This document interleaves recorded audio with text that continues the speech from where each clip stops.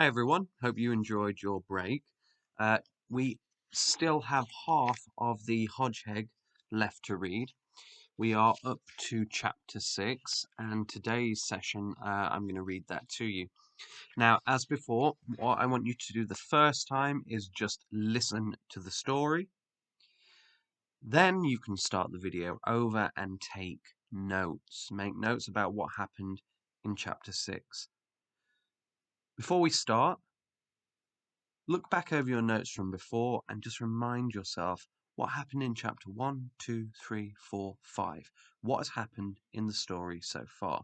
Pause the video now, have a think, remind yourself, get ready for chapter 6. Here we go. Meanwhile, back at number 5A, Pa had had a bonanza. Sneaking next door and finding a full saucer of dog food and no sign of his neighbor, he had scoffed the lot. Remember, if you don't know what any of these words mean, pause the video, see if you can find out. He came staggering back, very full of himself, and munchy meat, that's the name of the dog food, and fell into a deep, bloated sleep. Ma woke him just before dawn. "Pa," she said, "wake up! Max hasn't come back." Pa opened his eyes and saw her worried face, and the three smaller but equally worried faces of Peony, Pansy, and Petunia. "He's been gone all night," said Ma. "Oh, Pa, do you think something's happened to him?" Here's an image.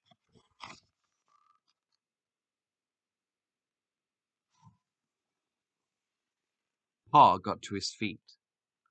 "I don't know," he said, "but don't fret, Ma. I'll find him."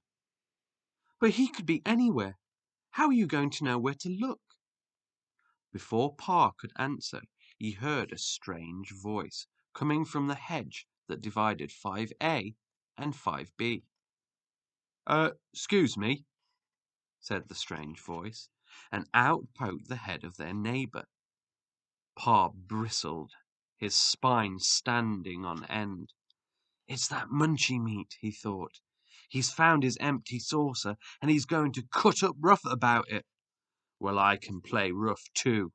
I don't like the look of him anyway, and if he wants a fight, he can have one. We'll soon see who's the better hog." But before he could think of anything to say, the hedgehog from 5B came out of the hedge and said again, "Excuse me." "Well," said Pa, "I couldn't help overhearing what you were saying." "Family matter," growled Pa. "Exactly. You're worried about your little lad." "Oh," cried Ma, "have you seen him?" "Yes, I have. At least, I met a young chap in the park who said he was lost and looking for a way back to 5A. Unless, of course, it was a 5A in some other street." "Did you notice anything different about him?" asked Ma quickly. The neighbor looked a trifle embarrassed. "Well, yes," he said. "Now that you mention it, he seemed to be having a little bit of difficulty with his speech. Muddled some of his words now and then." "Like Hodgeheg?" "Yes." "That's our Max," cried Ma. "Was he all right?" asked Pa. "Not hurt or anything?" Picture there as well.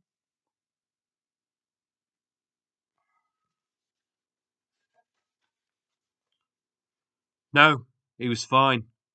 I told him the best way to go home. He'll be along soon, I'm sure. Try not to worry." Pa cleared his throat awkwardly. His neighbor's kindness greatly added to his feelings of guilt because he stole the food. It's very decent of you," he said. "Glad to help.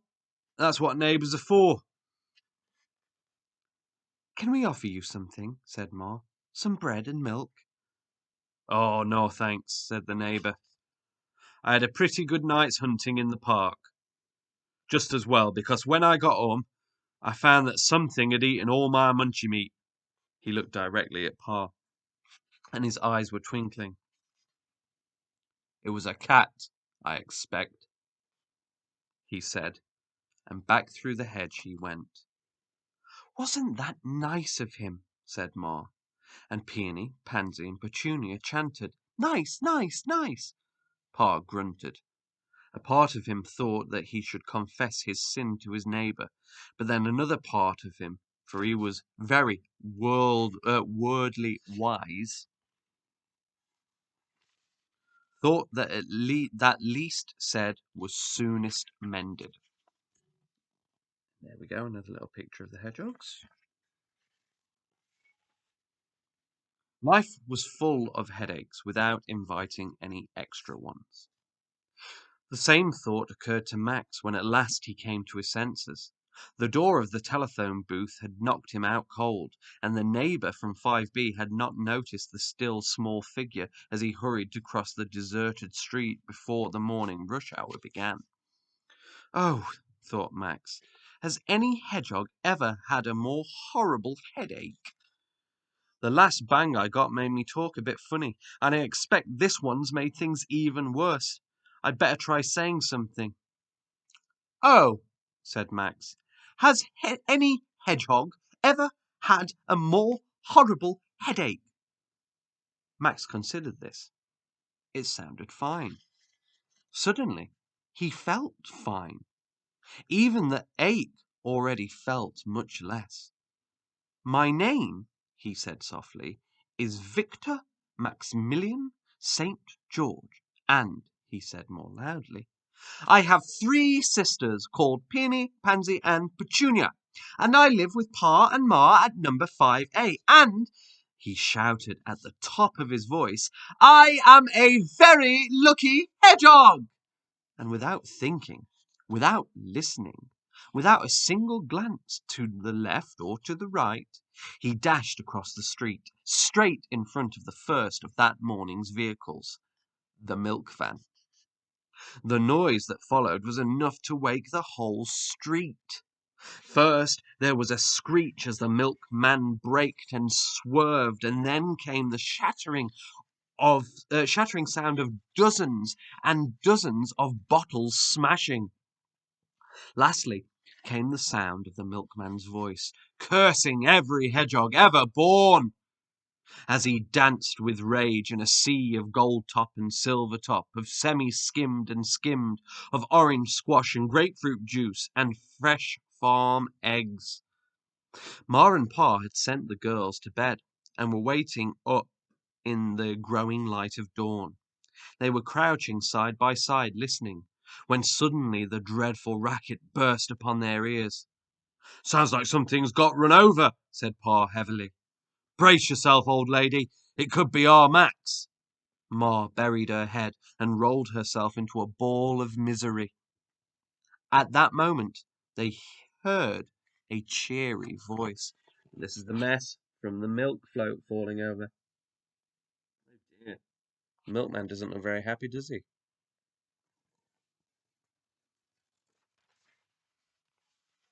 Now, it said, what's all the fuss about? There's no point in crying over spilt milk. And that's the end of chapter 6. Now, I am in school tomorrow, but I will continue reading and I'll film that after the class has gone home and upload it as usual, ready for you for Tuesday. If this is your first time watching, go back to the beginning, listen again and take notes. If that was your second time, I hope you've got good notes for that chapter. We will need them when we get to our longer book review at the end of this chapter book. Hope you enjoyed it, and as ever, look for my button. Happy learning.